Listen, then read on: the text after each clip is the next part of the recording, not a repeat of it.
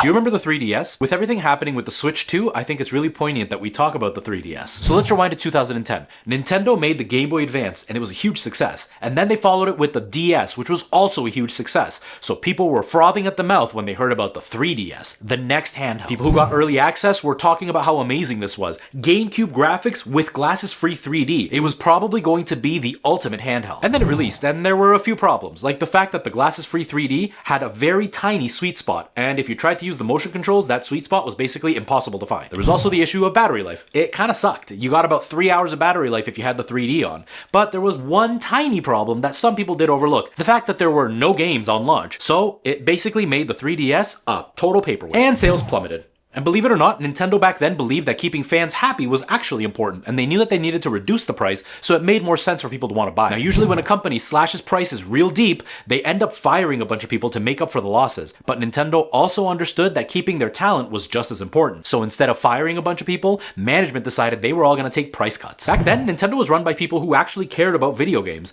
like Iwata, who decided he was going to take 50% off of his paycheck, and Miyamoto decided to take somewhere between 20 and 30% along with all the other management. When asked why, they basically said, we believe in this product and we want to show our dedication to our product, so we're going to take the hit instead of making anybody else pay for it. And then Nintendo launched a bunch of games. So with new games, a cheaper price, and early adopters getting a bunch of free games, Nintendo was able to turn the ship around. They actually made the 3DS one of the best-selling handhelds of all time. In fact, it's still so popular that even now people are still using it, even though it's been discontinued for years. So despite some people believing that this is the end of Nintendo because it's being run by a businessman and not somebody who actually cares about gaming, if you look at the 3DS, there is a chance that Nintendo could not only turn this around, but end up making this one of the best handheld consoles of all time, outdoing even the PS2 if they play their cards right.